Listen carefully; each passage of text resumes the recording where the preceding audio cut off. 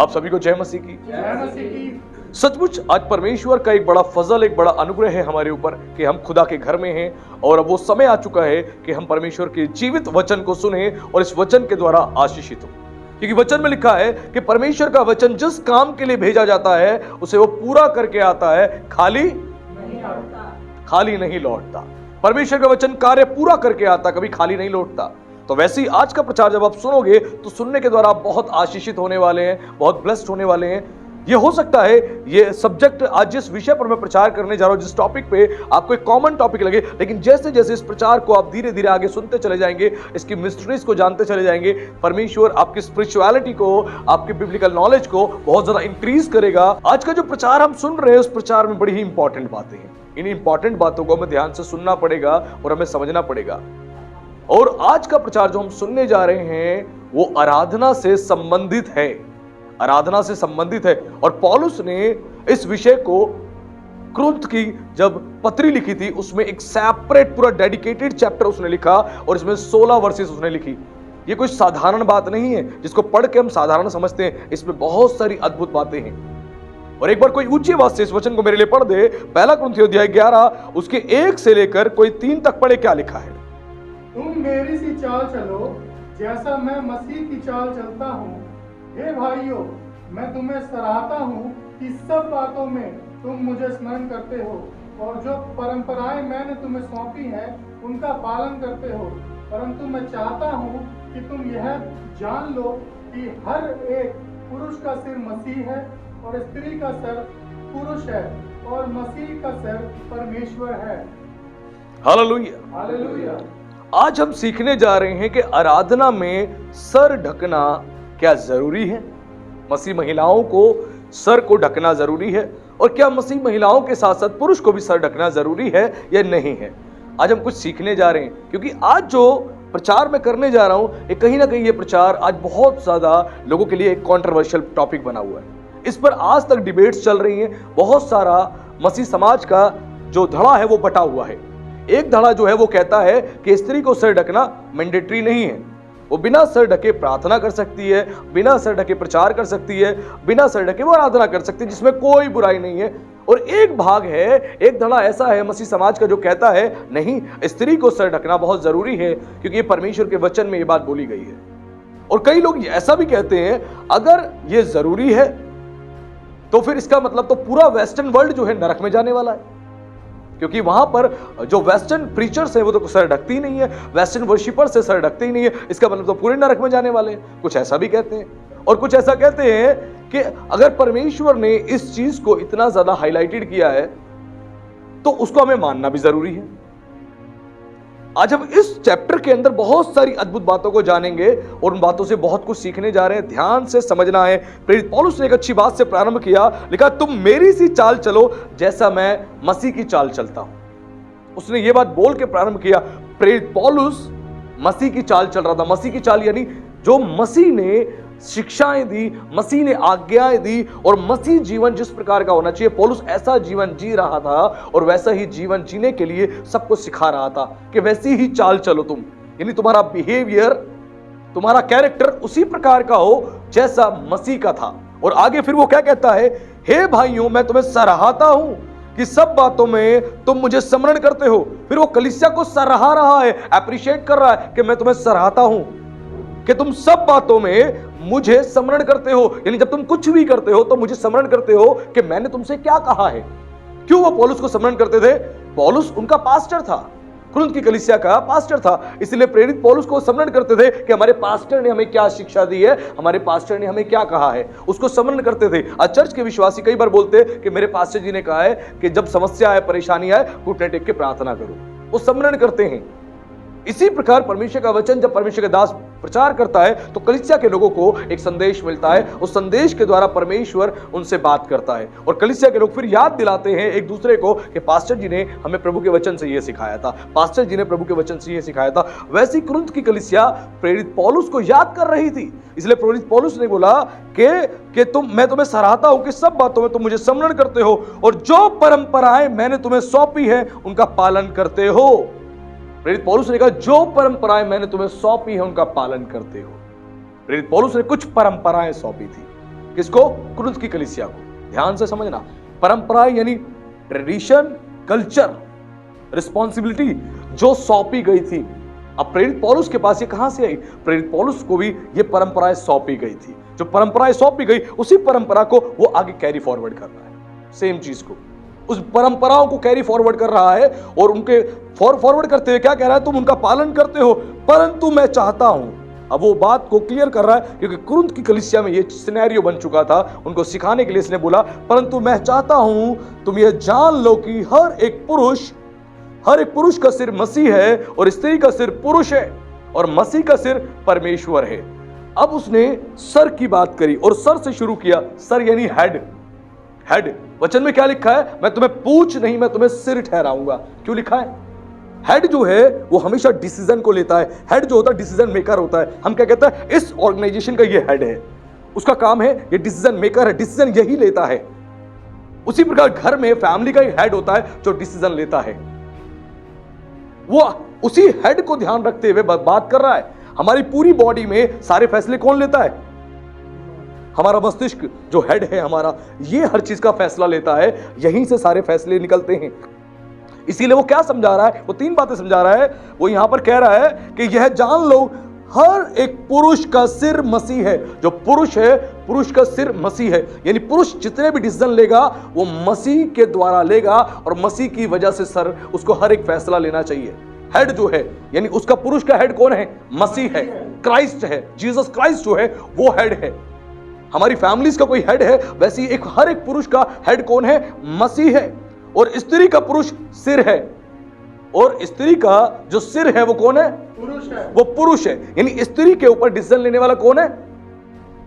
पुरुष है। स्त्री अपने आप से सारे फैसले ना ले, उसके ऊपर एक फैमिली ऑर्डर परमेश्वर ने बनाया है। स्त्री के ऊपर जो है पुरुष को रखा है परमेश्वर ने। पुरुष के ऊपर कौन है? मसीह। पुरुष के ऊपर मसीह यीशु है और स्त्री के ऊपर कौन है? पुरुष है। और इसी प्रकार वो कह रहा है और स्त्री का सिर पुरुष है और मसीह का सिर परमेश्वर है। और मसीह जो है उसका सिर कौन है? परमेश्वर है। यानी जो सबसे बड़ी अथॉरिटी है, जो सर्वशक्तिमान परमेश्वर है, वो सारी चीजों के ऊपर विराजमान है, जो सारे फैसले लेता है, जो डिसीजन लेता है, वो जो डिसीजन मेकर है, सब कुछ करता है। हम सब के ऊपर, इस पृथ्वी के हर एक व्यक्ति के ऊपर परमेश्वर का अधिकार है, अथॉरिटी है। लेकिन परमेश्वर ने एक पूरा सर्विस ऑर्डर प्लान किया हुआ है सिस्टमैटिक तरीके से। पुरुष के ऊपर मसीह है, मसीह के ऊपर परमेश्वर है और स्त्री के ऊपर पुरुष है। परमेश्वर ने इस प्रकार पूरा ये पैटर्न बनाया है, उस पैटर्न के तहत चलने को बोला। लेकिन उसी में आगे क्या बात बोलेगी? क्यों प्रेरित पौलुस ने पहले इस मिस्ट्री को रिवील किया? हमें समझना जरूरी है। इसीलिए रिवील किया कि हम अपने हेड को समझें। हमारा हेड कौन है, हमारे ऊपर अथॉरिटी कौन रखता है, अधिकार कौन रखता है, उसको हम समझे। पहले उसने मिस्ट्री रिवील करी, उसके बाद वो नीचे क्रम अनुसार उतर के आया। और जब तक हम ऊपर की मिस्ट्री नहीं समझेंगे, हम नीचे की बातों को क्रम अनुसार नहीं समझ सकते। इसीलिए आज प्रभु ने हमें बताया कि एक स्त्री का सिर यानी हेड जो है पुरुष है और पुरुष का हेड जो है मसीह है और मसीह का हेड जो है परमेश्वर है। ये पूरा सिस्टमैटिक तरीका है और हमारे ऊपर वो ही काम करता है। फिर वो आगे क्या कहता है? कहता है जो पुरुष सिर ढाके हुए प्रार्थना या भविष्यवाणी करता है वह अपने सिर का अपमान करता है। अब प्रेरित पौलुस जो है आराधना संबंधित बातें कर रहा था, चर्च में अनुशासन की बात कर रहा था। ध्यान से समझ लेना, अनुशासन की बात कर रहा था। उसने बोला अगर कोई पुरुष सिर ढाके प्रार्थना या भविष्यवाणी करता है तो अपने सिर का अपमान करता है, अपने सिर का अपमान करता है। अब वो कुरिन्थ की कलीसिया को सिखा रहा था। क्यों? कि कुरिन्थ की कलीसिया में अभी भी बहुत सारी बातें ऐसी ही हो रही थी। बहुत सारे पुरुष जो हैं वो सर ढक के भविष्यवाणी और सर ढक के प्रार्थना कर रहे थे। लेकिन प्रेरित पौलुस ने कहा कि नहीं, इस बात को समझो। जब पुरुष ऐसा करता है वो अपने सिर का अपमान करता है, क्योंकि ऑलरेडी उसका सिर कौन है? मसीह है, मसीह है, क्राइस्ट है। उसको सिर ढक के ना प्रार्थना करनी है ना भविष्यवाणी करनी है। अगर वो ऐसा करता है तो वो अपमान करता है अपने सिर का। और 5वीं बात में लिखा है परंतु जो स्त्री उघाड़े सिर प्रार्थना या भविष्यवाणी करती है वह अपने सिर का अपमान करती है, क्योंकि वह मुंडी होने के बराबर है। अब ये बात यहां बोली गई। हमारा पूरा क्रिश्चियन वर्ल्ड जो है आज इसी प्रकार हम देखते हैं उनको कार्य करते हुए। भविष्यवाणी जब वो कर रही है, कोई प्रोफेटिस है, कोई भविष्यवक्ता है, कोई स्त्री है जो भविष्यवाणी कर रही है, भविष्यवाणी के समय सिर ढका नहीं होता। हम देखते हैं आराधना में, चर्चिस में भी वो सिर ढका नहीं होता। बिना सिर ढके भविष्यवाणी कर रही है, बिना सर ढके प्रार्थना कर रही है। इसी प्रकार हो रहा है। लेकिन यहां क्या बोला गया? अगर बिना सिर ढके भविष्यवाणी करती है या प्रार्थना करती है तो अपने सिर का वो अपमान करती है। अपने सिर का अपमान करती है। और उसका सिर कौन है? उसका पति। यानी किसका अपमान कर रही है? अपने पुरुष का। अपने पति का अपमान कर रही है। ध्यान से समझिएगा, आज ये बहुत पावरफुल मिस्ट्री है जो परमेश्वर रिवील कर रहा है। जब कोई भी स्त्री बिना सर ढके प्रार्थना या भविष्यवाणी करती है तो अपने पति का अपमान कर रही है, यानी उसको अपमानित कर रही है, उसे शर्मिंदा कर रही है, उसकी इज्जत नहीं कर रही है। यहां मसीह की बात नहीं आ रही, यहां पति की बात आ रही है। ध्यान से समझना, जब कोई पुरुष सर ढक के भविष्यवाणी या प्रार्थना करता है, मसीह का अपमान करता है, मसीह का। ध्यान रखना, उसको सर ढक के नहीं बोला गया प्रार्थना और भविष्यवाणी करने के लिए पुरुष को, लेकिन स्त्री को बोला गया है कि सिर ढक के भविष्यवाणी और प्रार्थना करे। और बिना सिर ढके प्रार्थना और भविष्यवाणी करती है तो वो अपने सर का यानी अपने पति का अपमान करती है। हेलो, कि किसका अपमान करती है? अपने पति का। अपने पति का। कितनी स्त्रियां हैं अपने पति का ही अपमान कर रही हैं, किसी और का नहीं, किसी और का नहीं। वो अपने पति का ही अपमान कर रही है, चाहे बड़ी सभा में खड़ी होकर वो प्रार्थना कर रही है या भविष्यवाणी कर रही है, या अपनी कांग्रीगेशन के बीच में भविष्यवाणी कर रही है या प्रार्थना कर रही है, या घर के अंदर जब आराधना प्रार्थना हो रही है कुछ लोगों के साथ बैठ के तब प्रार्थना कर रही है या भविष्यवाणी कर रही है। ऐसा करके वो अपने पति का अपमान कर रही है। पति का अपमान इससे केवल नहीं होता कि पति को गाली दे दी, पति से बदतमीजी भरी बातें करी, पति को खाना नहीं दिया, पति के कपड़े नहीं धोए, तो केवल यह अपमान नहीं, यह अपमान है। ये अपमान है। जब स्पिरिचुअल बिब्लिकल ऑर्डर को आप फॉलो नहीं करते हो तो अपने हस्बैंड का आप अपमान करते हो, यानी आप उसको कुछ भी नहीं समझते।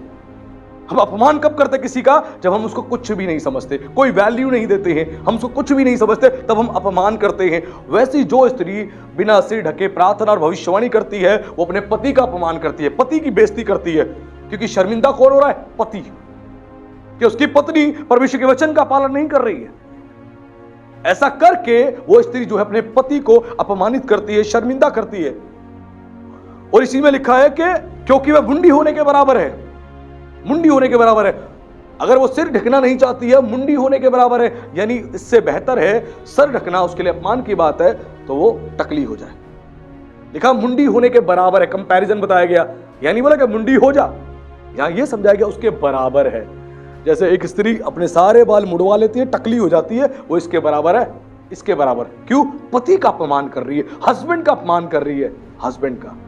सोचिए आज कितने लोग हैं इस बात को नहीं समझ पाते, नहीं समझते।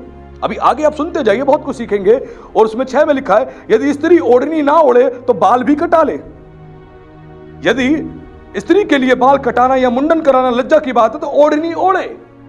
प्रेरित पौलुस क्या कहता है? स्त्री यदि ओढ़नी नहीं ओढ़ती है तो बाल भी कटा ले। बाल कटाने का अर्थ है लंबे बाल मत रखे, वो बॉयकट कर ले, बॉयकट। बाल कटा ले, छोटे छोटे बाल रख ले, पुरुष की तरह छोटे छोटे बाल रख ले, मेरी तरह बाल रख सकती है छोटे छोटे, बॉयकट करवा ले।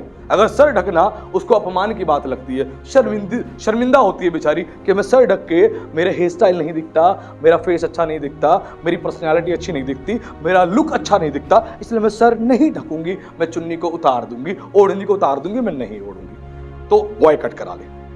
लंबे बाल मत रखे, मत दिखाए अपने परिवार के लोगों को, देखो मेरे लंबे बाल, मेरे घने बाल, मैंने बड़ी मेहनत करी इन बालों के लिए, मत दिखाओ। हेलो, मत दिखाओ। बॉयकट करा ले, छोटे छोटे बाल करा ले, बॉयकट करा ले, फौजी कटिंग करा ले, सबसे अच्छा। मैं तो साफ कहता हूं फौजी कटिंग करा ले अगर सर ढकने में शर्मिंदगी होती है तो। और आगे क्या लिखा है? उसी में लिखा है, स्त्री ओढ़नी ना ओढ़े तो बाल भी कटा ले। यदि स्त्री के लिए बाल कटाना या मुंडन कराना लज्जा की बात है तो ओढ़नी ओढ़े। अगर बाल कटाने में शर्म आती है कि मैं फौजी कटिंग करा लूंगी, मैं बॉय कट करवा लूंगी तो मैं अच्छी नहीं दिखूंगी, मुझे शर्म आती है, मुझे शर्म आती है, शर्म आती है तो एक काम कर बेटा, सर ढक ले। मेरी बहना सर ढक ले, सर ढक ले, अच्छी बात है। बाल कटाने में शर्म आती है, टकला होने में शर्म आती है तो सर को ढक ले। क्यों? सर ढकना जरूरी है। सर को नहीं ढक रही तो पति का अपमान कर रही है, पति का। और तू पति का अपमान करके चर्च में बैठेगी तो परमेश्वर तुझे आशीष देगा? कभी नहीं देगा, कभी नहीं देगा। पति का अपमान करके परमेश्वर तेरे को आशीष कहां से देगा? नहीं मिलने वाला। प्रयास कर ले, नहीं मिलने वाला। एक बार ऐसी ही एक बात चल रही थी मेरी, एक जगह पर हम बैठे हुए थे, कुछ लोग और एक पास्टर भी थे और पास्टर का बेटा भी था, उनकी वाइफ भी थी और बात चल रही थी। तो उनके बेटे को मैंने बोला, मैंने कहा बाल थोड़े लंबे, इसको छोटे करा लो, पास्टर के आप बेटे हो, लंबे बाल रखना अच्छा नहीं है। लोग इस चीज को देखते हैं, कहीं ना कहीं आपको ऐसा ना हो कि टोक दें। तो उनका बेटा उस चीज पर लेकर थोड़ा सा मेरे से किसी बात पे बहस करने लग गया। तो बहस करते करते नॉर्मल ही बात चल रही थी, वो करते करते खत्म हुई। जैसे ये बात खत्म हुई वैसे ही फिर सिर ढकने वाली बात हो गई। उनकी मदर ने बोला, उस बेटे की मदर ने बोला, पास्टर की वाइफ ने बोला कि पास्टर जी एक बात बताओ, ये जो सर ढकने वाली बात है आप इसको मानते हो? मैंने कहा हाँ जी बिल्कुल मानता हूं। तो कह रहे इसका मतलब तो सर ढकना जरूरी है आपके हिसाब से? मैंने कहा बिल्कुल जरूरी है। कह रहे कोई सामने मर रहा होगा तो पहले मैं चुन्नी लूं, सर ढकूं, फिर जाके बचाने जाऊं। मैंने कहा किसने बोला तुम्हें कि तुम पहले चुन्नी सर पे रखो फिर बचाने जाओ? किसने बोला? पहले बचा लो ना। अगर चुन्नी बगल में तो उठा के ओढ़ लो और चली जाओ बचाने के लिए, और चुन्नी बगल में नहीं तो छोड़ के जाओ बचाने के लिए। मैंने कहा सिर ढकने के लिए एक सर्विस ऑर्डर परमिशन ने बनाए, एक सिस्टमैटिक तरीके से बनाया, और पौलुस ने इस पूरे चैप्टर को डेडिकेटेड तरीके से लिख दिया। अगर इसकी कोई इच्छा ही नहीं होती, मर्जी नहीं होती, तो क्यों लिखता? पूरी बाइबल में परमेश्वर का आत्मा इन 16 वर्सेस को क्यों जगह देता? वाई? अगर कोई इसकी इंपॉर्टेंस ना होती तो बाइबल में एक वर्ष भी दी गई है उसकी भी इंपॉर्टेंस है। यहां तो पूरी 16 वर्सेस दी गई है, एक वर्ड बाइबल में दे गया उसकी भी इंपॉर्टेंस है। यहां तो पूरे 16 वर्सेस हैं। उनके बेटे ने बोला इसका मतलब पास्टर पूरा वेस्टर्न वर्ल्ड जो है नरक में जाएगा।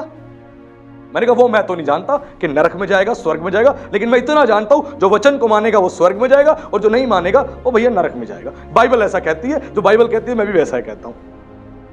इसका मतलब वेस्टर्न वर्ल्ड पूरा पागल है? मैंने कहा मुझे पूरे वेस्टर्न वर्ल्ड से कोई लेना देना नहीं है, मुझे तो बाइबल से लेना देना है, क्योंकि बाइबल मेरा उद्धार कराएगी और बाइबल ही अनंत जीवन के लिए मार्ग दिखाती है। मुझे वेस्टर्न वर्ल्ड से कोई लेना देना नहीं। फिर किसी ने एक बार कभी मेरे को जिक्र किया कि पास्टर जी एक बात बताओ, जॉयस मेयर इतनी बड़ी प्रीचर है, इतनी बड़ी महिला प्रचारक है, लोग उसके द्वारा इतनी आशीष पा रहे हैं, पवित्र आत्मा इतना इस्तेमाल कर रहा है, उसको इतना इस्तेमाल कर रहा है, वो तो सर ढकती नहीं है। मैंने कहा मुझे जॉयस मेयर से क्या लेना देना? वो नहीं ढकती तो बहुतों को ठोकर खिला रही है। मैंने कहा बहुतों को ठोकर खिला रही है, वो ठोकर खिला रही है, परमेश्वर उसका न्याय करेगा, लेकिन अकॉर्डिंग टू बाइबल उसको भी सर ढकना चाहिए। मैंने कहा मुझे किसी दिन मौका मिला जॉयस मेयर से मिलने का तो बैठ के जरूर मैं इस वचन से उनको समझाऊंगा, ये वर्सेस मैं कोट करूंगा और मैं समझाऊंगा। मानेंगे तो ठीक है, नहीं मानेंगे तो उनकी मर्जी। कह रहे मतलब इतनी बड़ी इंटरनेशनल प्रीचर, वो पागल है। मैंने कहा मैंने कब कहा पागल है? मैंने तो बिल्कुल नहीं बोला पागल है, मैंने तो इतना बोला सर ढकना चाहिए। मतलब वो पागल है? मैंने कहा पागल नहीं है, मैं कह रहा हूं सर ढकना चाहिए क्योंकि बाइबल ऐसा कहती है। इसका मतलब वो दृष्टिकोण से क्या देख रहे हैं, कोई इतना बड़ा इंटरनेशनल प्रीचर है, कोई फिगर है, अगर वो वचन का उल्लंघन कर रहा है तो इसका मतलब वो सही है, वो सही है इनकी दृष्टि में। और कोई छोटा प्रीचर है, कोई परमेश्वर का दास है, वचन से सिखा रहा है, तो इसका मतलब वो पागल है। उनका ये कहना है। आप लोगों के लिए क्रूस पर बलिदान किसने दिया? यीशु मसीह ने या जॉयस मेयर ने? यीशु मसीह ने। हमें किसको फॉलो करना है? यीशु मसीह को। और ये बाइबल की शिक्षा किसकी है? यीशु मसीह की। सिंपल सीधी बात। मैं सीधी बात कहता हूं और मुझे सीधी बात कहने की आदत है, मैं टेढ़ी मेढ़ी बात नहीं कहता। बाइबल कहती है जो सीधी बात बोलता है वो होठों को चूमता है। आज आप सीख लें परमेश्वर की बातें और सारी बात आप सीखते चले जाएंगे, अभी समझते चले जाएंगे। यहां बड़ी इंपॉर्टेंट बातें समझाई गई है और इसी में आगे लिखा है 7 में, हाँ पुरुष को अपना सिर ढकना उचित नहीं क्योंकि वह परमेश्वर का स्वरूप और महिमा है। अब पुरुष को क्यों नहीं सर ढकना, यहां वचन में बताया गया है। लिखा है हाँ पुरुष को अपना सिर ढकना उचित नहीं है क्योंकि वह परमेश्वर का स्वरूप और महिमा है, परंतु स्त्री पुरुष की महिमा है। हेलो, स्त्री किसकी महिमा है?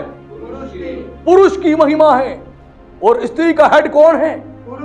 पुरुष है। जब एक स्त्री शादी कर लेती है, शादी करने के बाद उसके आधार कार्ड के अंदर उसके पिता का नाम हट जाता है और पिता के बाद उसके पति का नाम लग जाता है, केयर ऑफ नवीन कुमार। जिनके पतियों का नाम है उनका बता रहा हूं। इस बात को सीख ले, केयर ऑफ लग जाता है। वो केयर ऑफ का मतलब होता है कि अब ये तुम्हारा मालिक है, ये तुम्हारा स्वामी है, ये तुम्हारा हेड है अकॉर्डिंग टू बाइबल। यहां परमेश्वर स्त्री और पुरुष को नीचे ऊपर नहीं कर रही, लेकिन परमेश्वर का यह पूरा पैटर्न बताया गया है। जैसे परमेश्वर ने सृष्टि बनाई है, इस सृष्टि का पूरा पैटर्न बनाया गया है। इसीलिए लिखा है वचन के अंदर, स्त्री जो है, स्त्री के द्वारा पुरुष नहीं बना, वरन पुरुष में से स्त्री पैदा हुई है। पुरुष में से परमेश्वर ने पुरुष को बनाया, अपनी समानता स्वरूप में उसकी पसली निकाली, उसके अंदर से पसली निकाल के औरत को पैदा किया परमेश्वर। औरत से आदमी पैदा नहीं हुआ, आदमी से औरत पैदा हुई। इसीलिए परमेश्वर ने पुरुष को वो अथॉरिटी, वो अधिकार दिया है, वो अथॉरिटी अधिकार दिया है। उस अधिकार का इस्तेमाल करना है विजडम के साथ, नॉलेज के साथ। आज ध्यान रखें इस बात को। आज जो बातें मैं आपको सिखा रहा हूं, आज मैं आपको समझा रहा हूं, ये परमेश्वर का गहरा प्रकाशन है जो आपकी जिंदगी को आज बदल के रख देगा और कितनों की जिंदगी को प्रभु बदलेगा। और पौलुस ने ऊपर बड़ी अच्छी बात बोली थी, वापस हम इसके आगे बढ़ेंगे, लेकिन पौलुस ने दूसरे वर्ष में क्या, पहले दूसरे वर्ष में बोला कि मैंने तुम्हें ये परंपराएं सौंपी हैं। अब पौलुस एक परंपरा सौंप रहा था, उसने कलीसिया को परंपराएं सौंपी थी जो प्रेरितों के द्वारा परंपराएं दी गई थी कलीसिया के लिए। लेकिन सिर ढकने की परंपरा कौन सी है? यहूदियों की परंपरा, यहूदियों की परंपरा है। और यहूदियों से यह परंपरा ये धीरे धीरे धीरे सब तक पहुंची है। और पौलुस ने सेम उसी परंपरा को आगे उसने कैरी फॉरवर्ड किया है, सेम उसी परंपरा को कैरी फॉरवर्ड किया है। और यहूदियों में कानून है, उस कानून को कहा जाता है हलाचा। हलाचा करके कानून है यहूदियों का। हलाचा कानून के तहत जो यहूदियों में कानून बनाया गया है, उस नियम के तहत, उस कानून के तहत हर एक विवाहित स्त्री को, ध्यान से सुनिए, हर एक विवाहित स्त्री को सिर ढकना मैंडेटरी है।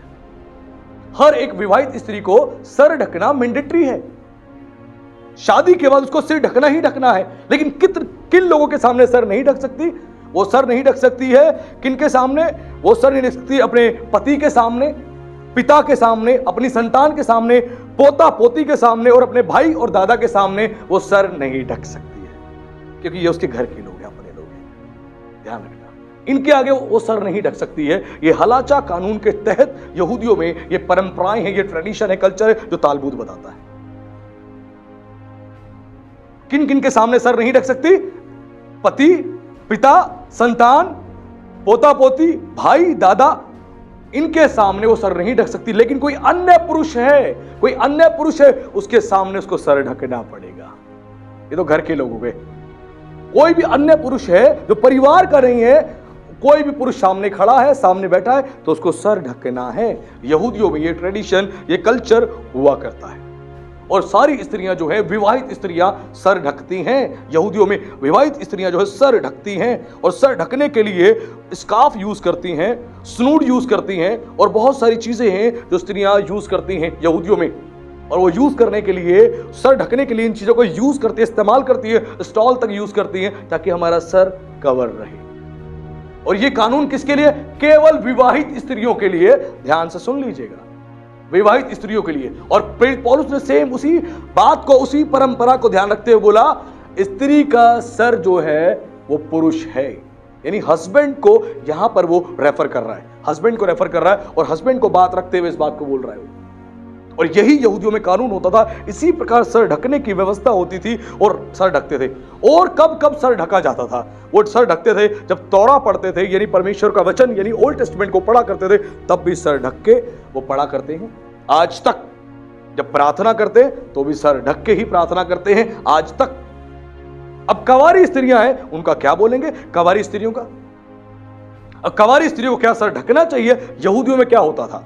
अब यहूदियों में जो है कवारी स्त्रियों के लिए हलाचा कानून जो है पूरी तौर से काम नहीं करता, क्योंकि ये विवाहित स्त्रियों के लिए कानून है, वो उससे आजाद है।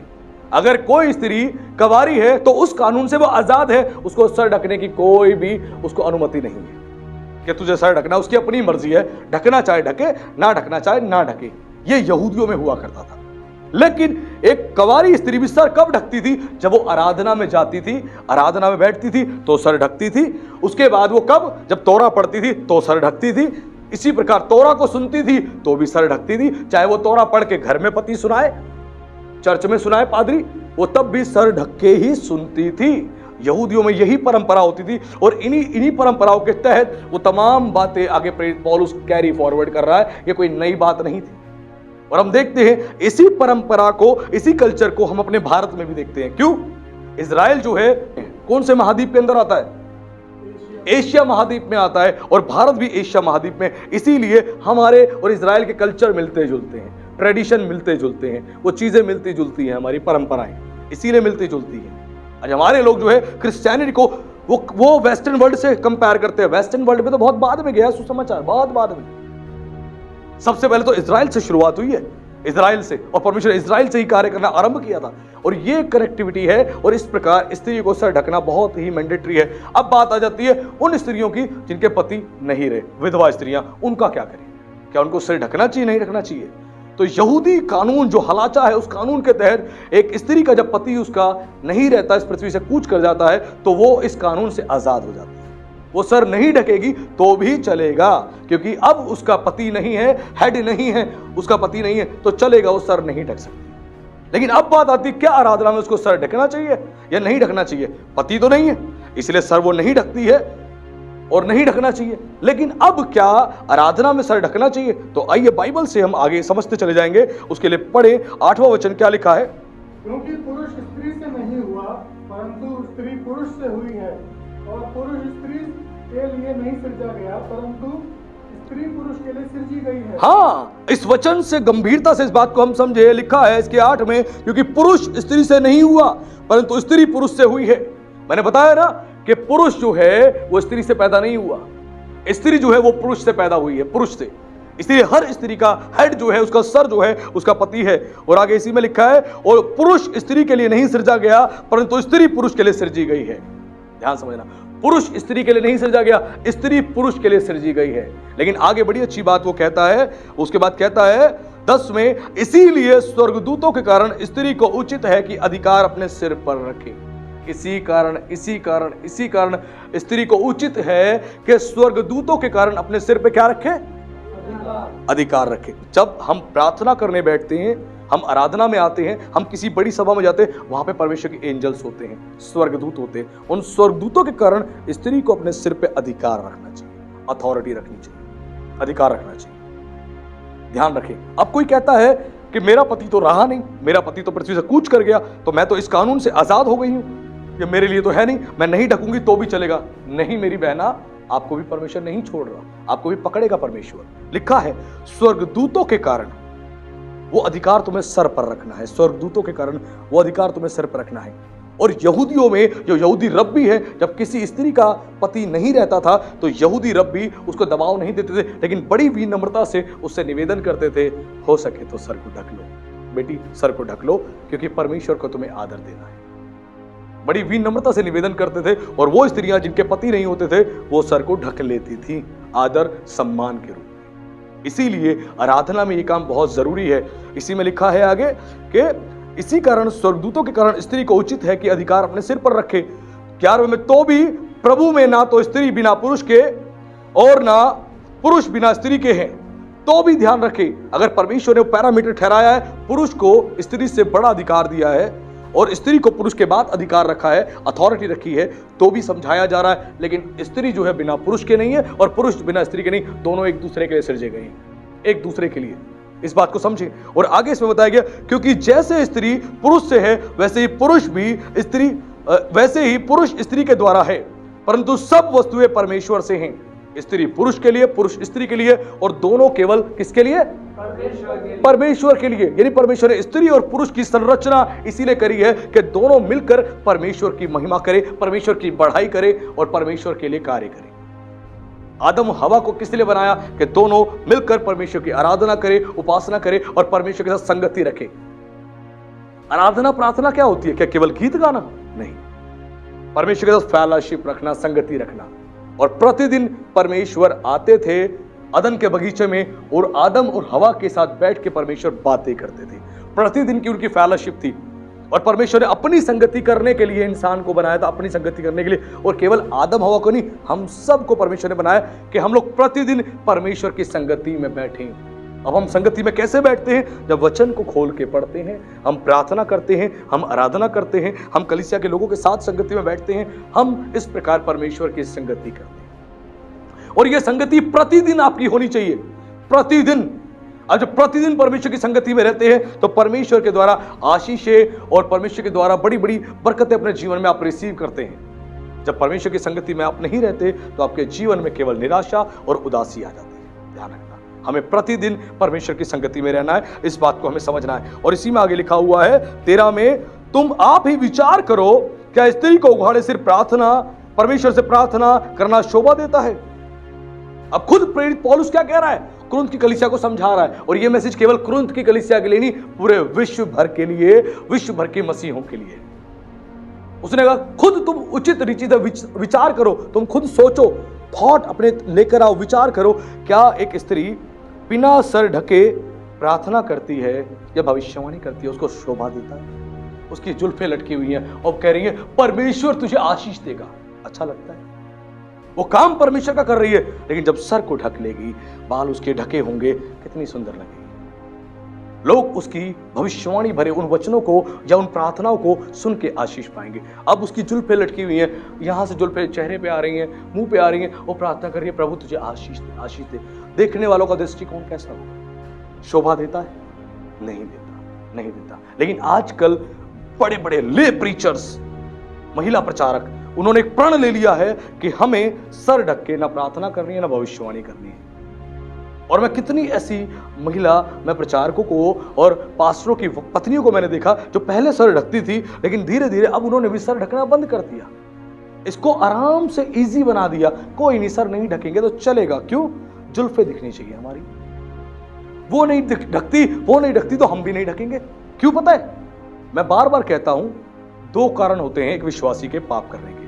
पहला कारण होता है कि वचन का ज्ञान नहीं है। जब ज्ञान नहीं है तो गलती कर रहा है, पाप कर रहा है। वचन में लिखा है जहां व्यवस्था नहीं वहां पे दंड भी नहीं। यानी परमेश्वर ने व्यवस्था बाद में मूसा के समय दी, उससे पहले जो कुछ हो रहा था उसमें कोई भी व्यवस्था नहीं थी। अपनी बहन के साथ विवाह हो रहा था, जिस प्रकार भी कार्य चल रहा था, कोई उसके लिए व्यवस्था नहीं थी। लेकिन परमेश्वर ने मोसेस के द्वारा व्यवस्था दी। व्यवस्था मतलब व्यवस्थित करना, लॉ लेके आना, कानून लेके आना। एक कानून परमेश्वर लेके आया ताकि लोग उस कानून का पालन करें। उससे पहले तक जो कुछ पाप किया, गुनाह किया, उसके लिए कोई व्यवस्था थी? उसके लिए क्लियर परमेश्वर ही जजमेंट करने वाला परमेश्वर था। लेकिन परमेश्वर ने व्यवस्था इसलिए दी कि लोगों को ज्ञान मिले, कि ज्ञान मिले क्या गलती नहीं करनी और इस गलती की क्या सजा मिलेगी, उसके बाद क्या हमें दुख और तकलीफ को भुगतना पड़ेगा। इसीलिए परमेश्वर ने व्यवस्था दी। उसी प्रकार आज हमें सीखना है, आज समझना है, अगर बिना सिर ढके कोई स्त्री प्रार्थना करती है, भविष्यवाणी करती है, क्या वो शोभा देता है? नहीं देता, बिल्कुल नहीं देता। आज उन्हें सोचने की आवश्यकता है। सर ढकना एक स्त्री के लिए एक शोभा की बात है, शोभा की बात है, अपमान की बात नहीं है। मैं फिर कह रहा हूं, बहुत सारी हमारी मसीह बहनें जो हैं और महिला प्रचारक जो है बहुत अच्छी हैं, दिल की बहुत अच्छी सेवा करने वाली हैं, बहुत अच्छा परमेश्वर का काम कर रही हैं, लेकिन हो सकता है इस बात का उनके पास रेवलेशन ना हो, इस बात का प्रकाशन ना हो, इसीलिए वो ऐसा नहीं कर रही हैं या किसी और को फॉलो कर रही हैं कि वो महिला प्रचारक नहीं करती तो मैं भी नहीं करूंगी, वो महिला प्रीचर नहीं करती तो मैं भी नहीं करूंगी। आपको किसी को फॉलो नहीं, आपको बाइबल को फॉलो करना। ध्यान रखना, मुझे भी फॉलो मत करो, बाइबल को फॉलो करो भैया। यीशु ने कहा फॉलो मी, ईश्वर का जो मुझे फॉलो करेगा वो अंधकार में ना चलेगा, वर वो जीवन की ज्योति पाएगा। यीशु के वचन को फॉलो करो। यीशु यानी वचन, जब वचन को फॉलो करोगे तो आप अंधकार में नहीं ज्योति में जाओगे। और ये बहुत पावरफुल एक प्रकाशन, एक रेवलेशन प्रभु आज आपको दे रहा है, क्योंकि आप देखोगे पूरे वर्ल्ड में 99% क्रिश्चियन वर्ल्ड ऐसे ही चल रहा है, ऐसे ही चल रहा है। ध्यान रखना, वो कोई भी परमेश्वर के वचन को गंभीरता से आदर नहीं देते। वो कहते हैं कि ये जरूरी है, ये जरूरी है। अगर ये जरूरी नहीं है तो पौलुस ने क्यों पहला कुरिन्थियों अध्याय 11 में 1 से लेकर 16 वर्सेस रखे और उस चैप्टर का नाम रखा आराधना में सिर ढकना? क्यों डाला उसने? ये बहुत इंपॉर्टेंट बात है, बहुत इंपॉर्टेंट। ये पुरानी परंपरा, ट्रेडिशन, कल्चर आपको सौंपा गया है जो परमेश्वर की मर्जी का हिस्सा है। क्योंकि जब कलीसिया व्यवस्थित की गई तो कलीसिया में क्या क्या होनी चाहिए? प्रेरितों ने बैठ के उन्होंने परमेश्वर की आत्मा से प्रकाशन, रेवलेशंस को पाया और उन्होंने धीरे धीरे समझाना शुरू किया। पुरानी सारी बातें अभी भी थी कलीसिया में, लेकिन प्रेरित लोग प्रकाशन पाते रहे और करेक्ट करते रहे, अपडेट करते रहे और चीजें बदलती चली गई। एक दिन में नहीं बदली, समय लगा। मसीह के वचन को ग्रहण कर लिया, पालन कर लिया, लेकिन तरीका, रहन सहन, बोलचाल सब उसी प्रकार का था। तो इसीलिए परमेश्वर ने अपने दासों को इस्तेमाल किया कि वो चीजें भी बदले। एक प्रोग्रेसिव रेवलेशन आना बहुत जरूरी है। समय के हिसाब से परमेश्वर रेवलेशंस को देता चला जाता है। पहले के समय इसी वचन के अलग रेवलेशन थे, लेकिन परमेश्वर जैसे प्रोग्रेसिव चीजें होती चली गई, परमेश्वर ने प्रोग्रेसिव रेवलेशन देना शुरू कर दिया जो आने वाली जनरेशंस को एजुकेट करे, उनको ब्लेस करे। बहुत इंपॉर्टेंट है, इसके बिना काम नहीं चलेगा। आप अपने ऑफिस के अंदर आप एक मैनेजर के रूप में काम करते हैं और आपके ऊपर आपका बॉस है। आपने कोई भी एम्प्लॉय के लिए फैसला लेना होगा, आपने अपने लिए कोई फैसला लेना होगा, आप क्या करोगे? क्या आपके पास अथॉरिटी है सिग्नेचर करके उस ऑर्डर को पास करने की? आप किसके पास जाओगे? बॉस के पास। आप हो सकता है एक पूरा रेजोल्यूशन निकालो, एक पूरे मैटर को निकालो, आप तैयार करो सारे पेपर्स को, लेकिन हम फाइनल अथॉरिटी के लिए, फाइनल सिग्नेटरी के लिए किसके पास जाओगे? अपने बॉस के पास। उसके साइन के बाद वो चीज अप्रूव्ड होगी, उसका अप्रूवल आपको मिलेगा, क्योंकि उसके साइन के बिना वो पास ही नहीं हो सकता। पास वैसे ही एक स्त्री को अपने घर में कोई काम करना है, अपने पति से सलाह लेनी है। हेलो मेरी प्यारी प्यारी बहनों, सुंदर सुंदर बहनों, इस बात को सीख लो, अपने पतियों से सलाह लो। बोलो मैं ये करना चाहती हूं, मैं ये सामान लेना चाहती हूं, आप क्या कहते हो, आपकी क्या राय? इससे आप छोटी नहीं हो जाओगी, इससे आप बेकार नहीं हो जाओगी। हो सकता है आप अपने पति से जब सलाह लो तो आपका पति आपको अच्छे ऑप्शंस बताए कि नहीं ये वाला नहीं, ये वाला ले लेते हैं। तुम इतने का लेना चाह रही हो, 5,000 का सामान, एक काम करो ये चीज हम ले लेते हैं 7,000 वाली, और बढ़िया है, लंबे टाइम तक चलेगी। आपको हो सकता है अच्छे फैसले के लिए आपका पति आपको सलाह दे दे। तो इसीलिए बहुत जरूरी है, बहुत जरूरी है और बहुत जरूरी है कि अपने हस्बैंड से डिस्कशन के साथ सारे काम करो। आज औरतें अपने पति से कोई सलाह नहीं करती हैं, खुद सब कुछ कर लेंगी। नहीं, अपने पतियों से सलाह करो। पति अच्छा है चाहे बुरा है, उसको जरूर उसकी नॉलेज में डालो, उसे समझाओ, बताओ, ताकि वो ये ना बोले कि मुझसे पूछे बिना तूने ये काम कर लिया। अच्छा तू अपने आप को मालकिन समझती है क्या? तू मेरे से ऊपर निकल गई है क्या? मेरी सलाह के बिना, मेरी बात करे बिना तू सब कुछ कर लेती है। वाह, तुझे तो पति की जरूरत ही नहीं है। कितनी पत्नियां ऐसी हैं, उनको पति की जरूरत नहीं है, सब कुछ खुद कर लेंगी, पति को साइड में फेंक देंगी, पति से मतलब ही नहीं। मैं उनकी बात नहीं कर रहा जिनके पति पी के टुल रहते, पड़े रहते हैं, उनको कोई मतलब ही नहीं दुनिया से। मैं उनकी बात नहीं कर रहा, उनकी बात कर रहा हूं जो तुमसे बच्चों का हालचाल पूछते हैं, जो तुमसे घर के बारे में पूछते हैं, तुम्हारी बीमारी, तुम्हारी परेशानी के बारे में पूछते हैं, बच्चों की शादी के बारे में पूछते हैं, एक एक बात तुम्हारे साथ बैठ के डिस्कशंस करते हैं। मैं उन पतियों की बात कर रहा हूं। जरूर बात करें, जरूर सलाह ले, ये बाइबल का तरीका है। और आप ऐसा करोगे ना, मैं सच बता रहा हूं, आप देखना कितनी बीमारियों से आजाद हो जाओगे। आज बीमारियां क्यों हैं? अधीनता नहीं है, अधीनता नहीं है। जब अधीनता नहीं है ना आपके अंदर, आप बीमारियों में पड़े रहोगे। ध्यान रखना, बीमारियों में पड़े रहोगे। जब अपनी देह का अपमान कर रहे हो, पति कौन है? पति आपकी देह है। अब जब अपनी देह का अपमान कर रहे हो तो ये देह आपकी स्वस्थ रहेगी? कभी नहीं रहेगी, कभी नहीं रहेगी। हम हिंदी की बाइबल पढ़ते हैं, उसमें क्या लिखा है? उसमें लिखा है कि परमेश्वर ने आदम की पसली लेके उसने औरत को बनाया, हवा को बनाया। ऐसा लिखा है हिंदी बाइबल में। लेकिन हिब्रू बाइबल में लिखा है कि परमेश्वर ने आधे शरीर से, आदम के आधे शरीर से औरत को बनाया है। जब तो इंग्लिश में उसको बेटर हाफ कहा जाता है, बेटर हाफ। औरत जो है और पति जो है आपके शरीर का आधा अंग है, आधा अंग यानी आधी बॉडी है। आप उसको अपमानित करोगे, उसका अनादर करोगे, उसको तुच्छ जानोगे, आप चंगे रहोगे, भले रहोगे? नहीं रहोगे, बीमार ही रहोगे, दुखी ही रहोगे। ध्यान रखना, आपका शरीर कभी भला चंगा, गाली दो पति को, देखो शरीर में कैसे रोग लगेंगे। बहुत सारी औरतें इसीलिए तो रोगी हैं, बीमार, पति को कुछ समझती नहीं है, पति को समझती नहीं। शरीर में कोई ना कोई समस्या बनी हुई है, कमर की समस्या, टांगों की समस्या, पेट की समस्या, सर की समस्या बनी है, परेशान है। क्यों? अपनी देह का अपमान कर रही है। अपनी देह का अपमान करोगे, कभी भले चंगे नहीं रहोगे। ध्यान रखना, मैं सीधी बात बोलता हूं और सीधी बात कहने की मुझे आदत है। मैं दाएं बाएं कोई बात नहीं कहता। इस बात को हम सीख लें, अपने पतियों का आदर करें, अपने पतियों का सम्मान करें, अपने पतियों से अच्छा व्यवहार करें। इस बात को हम सीख लें। और इसी में बड़ी अच्छी बात क्या बोली गई है, इसी में आगे बोला गया है कि 14 में, क्या स्वाभाविक रीति से भी तुम नहीं जानते कि यदि पुरुष लंबे बाल रखे तो उसके लिए अपमान है? वैसे ही जब पुरुष लंबे बाल रखता है तो उसके लिए अपमान है। आपने देखा होगा कई पुरुष जब जा रहे होते हैं, मैं कितनी बार धोखा खा गया। बाइक पे मैंने कई लोगों को बैठे हुए देखा, लंबे लंबे बाल, लंबे लंबे बाल, लंबी चोटी बना रखी, इतने लंबे लंबे बाल, और जा रहा। तो मुझे लगा लड़की है, और जैसे पास से निकला, मुंडी उसने घुमाई तो दाढ़ी मुंह चुगी हुई। मैंने कहा अरे बाप रे, कोई धोखा खा जाएगा इसको देख के। पूरा हुलिया ऐसा, कहीं से अच्छा नहीं लग रहा, लेकिन लंबे लंबे बाल कर रखे, पता नहीं क्या शौक बना रखा है। एक यहाँ चोटी होनी चाहिए, एक यहाँ चोटी होनी चाहिए, कुछ तो यहाँ भी चोटी रखते हैं, पता नहीं क्या शौक। क्रेज चढ़ गया, उन्होंने देखा, हमने उस सेलिब्रिटी को देखा, उस एक्टर को देखा, उसको देख के हमने कर लिया। अरे उसने मूवी में पैसा लेने के लिए जो कहा गया उसने कर लिया, और तुम उसी को देख के फॉलो कर रहे हो। वाह, आज मसीह लोग भी ऐसे ही हैं, मसीह लोग भी। कुछ ऐसे मसीह मुझे मिले, कुछ ऐसे मसीह जिन्होंने क्या बोला, लंबे लंबे बाल। उनसे पूछा कि लंबे बाल क्यों रखे भाई? उन्होंने तुम्हारा नहीं, हमारे पास्टर जी ने बोला लंबे बाल रखना। क्यों? सैमसन के बालों में जो सामर्थ्य थी वही तुम्हारे बालों में सामर्थ्य रहेगी। मैंने कहा अच्छा जी। कह रहे हमारे पास्टर जी के भी लंबे लंबे बाल है। मैंने कहा कौन सी मिनिस्ट्री हो? उन्होंने कहा इस मिनिस्ट्री में। मैंने कहा हाँ मैं समझ गया भैया। बोलने की आवश्यकता नहीं। कमर तक के बाल उनके पादरी ने रखे हुए हैं और चर्च के लोगों ने लंबे लंबे बाल रखे हैं, लंबे लंबे बाल रख के घूम रहे हैं। और उनको बोला गया जब तक लंबे बाल रखेगा परमेश्वर का अनॉइंटिंग तेरे ऊपर रहेगा, जैसे सैमसन के ऊपर था। मैंने कहा अरे वाह प्रभु, अनॉइंटिंग का मतलब ही बदल के रख दिया इन लोगों ने। इनको पता ही नहीं नाजिर का मतलब क्या होता था, ये कुछ जानते ही नहीं। वाचा का मतलब क्या होता था, शपथ का मतलब होता था, ये कुछ जानते ही नहीं। हर चीज को मिक्स कर दिया और खिचड़ी बना के परोस दिया इन लोगों ने। बाइबल क्या कहती है? क्या अंधा अंधे को मार्ग दिखा सकता है? नहीं। क्या होगा? दोनों गड्ढे में गिरेंगे। दोनों गड्ढे में गिरेंगे। वो गड्ढा क्या है? नरक का गड्ढा। नरक का गड्ढा, आग की झील जहां डाला जाएगा।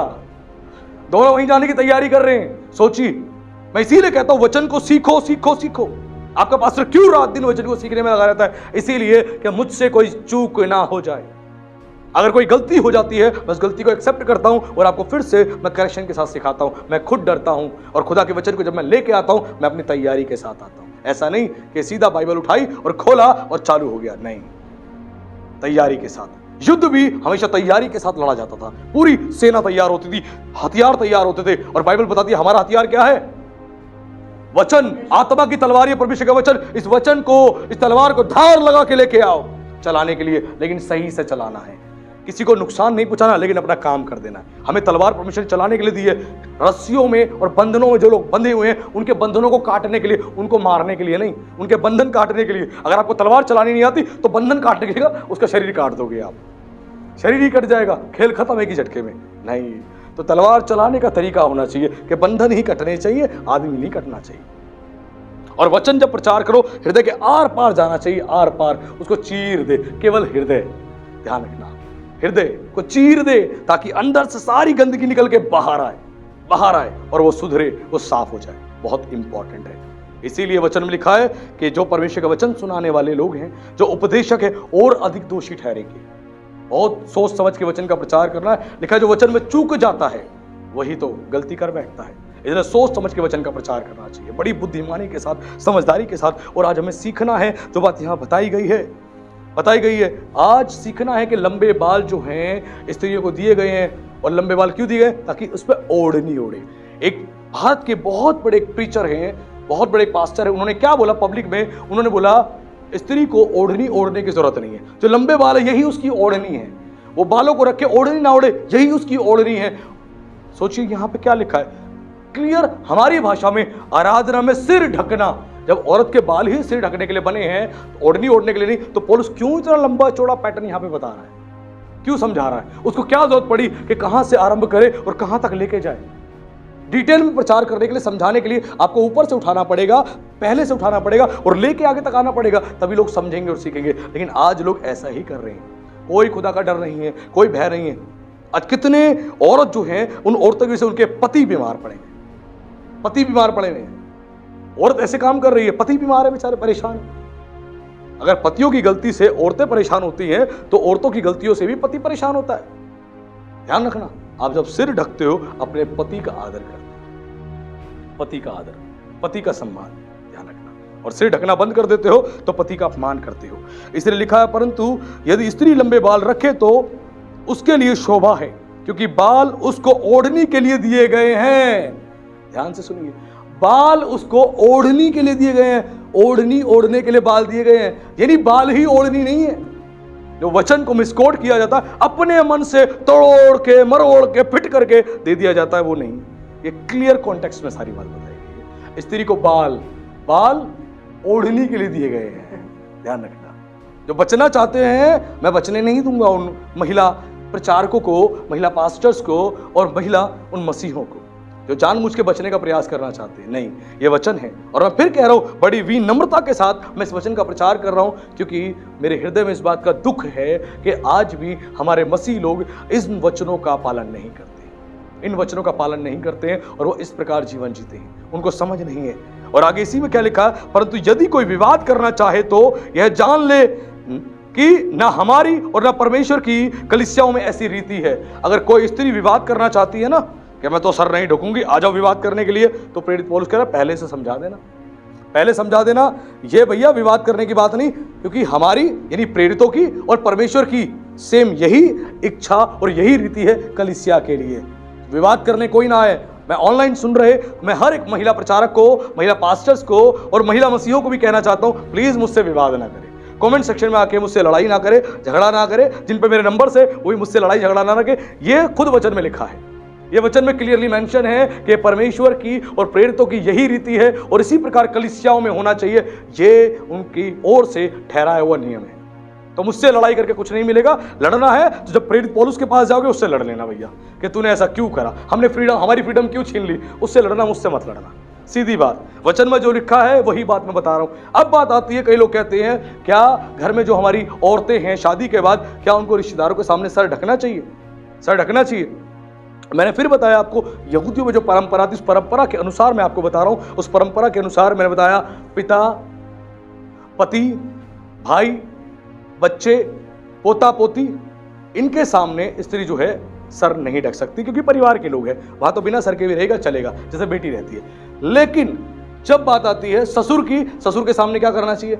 कई यहूदी लोग ये भी मानते कि ससुर पिता है, उसके सामने भी सर नहीं ढकेगी, चलेगा। लेकिन जो रूढ़िवादी यहूदी लोग हैं, जो अल्ट्रा ऑर्थोडॉक्स यहूदी लोग हैं और जो परमेश्वर के वचन को गंभीरता सिखाने वाले, वो कहते हैं ससुर के सामने भी सर ढकना चाहिए। सर ढकना चाहिए, भले ही वो पिता कहलाता है, लेकिन वो कहीं ना कहीं तुम्हारे पति का बाप है, उसको आदर देते हुए सर ढकना चाहिए। ये बात समझाई गई है। अब जो रिश्तेदार आते हैं उनके सामने हम क्या करें? उनके सामने सर ढकने के लिए बाइबल फिर बता रहा हूं, कोई अन्य पुरुष है, अन्य लोग हैं। रिश्तेदार कौन होते हैं? अन्य ही लोग होते हैं, पड़ोस के लोग हैं, जानकार लोग हैं, जो आपकी रिश्तेदारी में आते हैं, वो अन्य लोग तो हैं। जब ऐसे कोई पुरुष, कोई लोग आते हैं तो उनके आदर सम्मान के रूप में आप सर ढक सकते हो, क्योंकि यहूदियों में यही परंपरा थी। परिवार के लोगों को छोड़ के बाकी जितने बड़े लोग आते थे उन सब के सामने सर ढका ही जाता था, और ये सर ढकने की ही प्रथा थी, यही परंपरा थी जो परंपरा प्रेरित पौलुस ने कलीसियाओं को सौंपी। ये कोई हवा में की गई बात नहीं है, इसके पीछे बहुत बड़ी आशीष है। अगर आप सिर नहीं ढकते हो, एक तो स्वर्गदूत जो हैं उन स्वर्गदूतों का भी अपमान आप करते हो, उनके अधिकार का अपमान करते हो, अथॉरिटी का अपमान करते हो। दूसरा, अपने पति का अपमान करते हो, आप मसीह का अपमान करते हो, और परमेश्वर की जो आत्मा है, जो पवित्र आत्मा जिसके द्वारा यह वचन लिखा गया है, उस पवित्र आत्मा का भी आप अपमान करते हो। ध्यान रखना, पवित्र आत्मा का अपमान नहीं करना। यह परमेश्वर का वचन है, इस वचन को, इन बातों को हमें मानना जरूरी है। मैं फिर कह रहा हूं, ये जो बात है ये परमेश्वर की ओर से है, इसमें कोई विवाद और कोई लड़ाई करने की आवश्यकता नहीं। अगर आप वचन को मानते हैं तो ठीक है, आप वचन को नहीं मानते, आपकी मर्जी है, मेरा कोई नुकसान नहीं है। मेरा काम है एक पास्टर, एक प्रचारक के रूप में वचन को सिखाना, वचन का प्रचार करना। मानना ना मानना वो आपकी मर्जी है। आप नहीं मानेंगे, आपका नुकसान है, परमेश्वर आपका न्याय करेगा। मैंने सिखा दिया तो परमेश्वर की दृष्टि में मैं सही हो गया, क्योंकि मैंने वचन को प्रचार कर दिया। अब मानो चाहे मत मानो, ये आपकी मर्जी है। ध्यान रखना, ये परमेश्वर का वचन है। और नहीं, अगर कोई कहता है कि मैं इस वचन को नहीं मानूंगा, पहला कुरिन्थियों अध्याय 11 में जो 1 से लेकर 16 वर्सेस दी गई है, मैं इसको नहीं मानूंगा, तो मैं साफ कहता हूं, इस पेज को फाड़ के फेंक दो, अपनी अपनी बाइबल्स में से फाड़ के फेंक दो। जो तुम्हें मानना नहीं है, फाड़ के फेंक दो। जिनके पास ये बाइबल से जो महिला कहते हो हमें नहीं मानना इस वचन को, तो मैं साफ कहता हूं, वचन को, इस पेज को फाड़ के आप फेंक दो, या इसको फोल्ड कर दो। इसको पढ़ो ही मत, इसको प्रचार ही मत करो। बोल दो मेरी बाइबल में है ही नहीं, मेरी बाइबल में है ही नहीं। मेरी बाइबल में तो है भैया, मैंने प्रचार कर दिया। जिसकी बाइबल में है मानो, नहीं है तो फाड़ के फेंक दो, मानना ही नहीं। बोल दो मेरी बाइबल में पहला कुरिन्थियों अध्याय 11 1 से लेकर 16 वर्ष है ही नहीं, वह ही नहीं, मैंने फाड़ के फेंक दिया, मैं नहीं मान रही। मर्जी आप, सीधी बात, नो बकवास। मैं जानता हूं आज बहुत हृदयों को दुख पहुंची होगी, लेकिन मैं क्या करूं। इब्रानियों 4:12 बताता है कि परमेश्वर का वचन दो धारी तलवार से अधिक चोखा है, जो हृदय को आर पार छेदता है और मन और विचारों को जांचता है। और प्रभु ने आज अपने वचन से सिखा दिया और बता दिया। तो प्रभु को सारी बातों में महिमा देते हैं। सब ताली बजाएंगे प्रभु को महिमा देते हुए। आइए हम लोग आंखें बंद करेंगे, सर को झुकाएंगे, एक छोटी सी प्रार्थना करेंगे। हे सर्वशक्तिमान परमेश्वर, हम धन्यवाद करते हैं प्रभु आज के सुंदर वचन के लिए। आपके वचन के द्वारा प्रभु जी आज आपके लोगों ने बहुत बड़ी प्रभु आशीष पाई है। प्रभु मैं धन्यवाद करता हूं पिता, इस गहरे प्रकाशन के लिए, इस गहरे रेवलेशन के लिए प्रभु, जो आज अपने लोगों तक आपने पहुंचाया और उन्हें प्रभु एक रोशनी मिली, एक प्रकाशन मिला। क्योंकि आपका वचन इसी प्रकार कहता है, जितनों ने आपकी ओर दृष्टि की उन्होंने ज्योति पाई। आज प्रभु वचन सुनने के लिए आपके लोगों ने आपकी ओर दृष्टि की प्रभु, और आपने अपने वचन से उन्हें ज्योति दी। ज्योति यानी मार्गदर्शन दिया, उन्हें परमेश्वर फिर से अपने वचन से आशीषित कर दिया। मैं धन्यवाद देता हूं प्रभु जी, मैं धन्यवाद देता हूं मेरे परमेश्वर। आज बहुतों के हृदय को आपने बदला है, बहुतों के हृदय को प्रभु नया किया है आपने। मैं विश्वास करता हूं राजा, जो आज वचन का बीज बोया गया वो प्रभु जी, वो 30 नहीं 60 नहीं 100 गुना फलवंत होगा राजा। हम विश्वास करते हैं ये बहुत सारे लोगों के लिए एक बड़ी आशीष का, एक बड़ी बढ़ोतरी का, एक बड़ी उन्नति का कारण ठहरेगा मेरे परमेश्वर। क्योंकि आपका वचन जो सिखाता है, उस वचन के अनुसार हमें जीवन जीना है। और उस वचन को हमें मानना है। हे प्रभु, हम धन्यवाद करते हैं क्योंकि आपने खुद कहा, मैंने अपने नाम से अधिक महत्व इस वचन को दिया है। हे प्रभु, जो इस वचन को आदर देता है वो आपको आदर देता है, और जो आपके वचन को आदर नहीं देता वो आपको आदर नहीं देता। क्योंकि आपने कहा कि इस आकाश में जितनी चीजें हैं और पृथ्वी में जितनी चीजें सब टल जाएंगी, लेकिन मेरा वचन सदा अटल रहेगा। हम धन्यवाद करते हैं, आपका वचन सर्व सामर्थी है, आपका वचन शक्तिशाली है। आज के वचन से आपने लोगों से बात करी और आशीष दी, आपका धन्यवाद करते हैं। हम सारी बातों में आपके नाम को प्रभु महिमा देते हैं, और इस प्रार्थना को हम जीवित सामर्थी परमेश्वर के पुत्र यीशु मसीह के नाम से मांग लेते हैं। आमीन।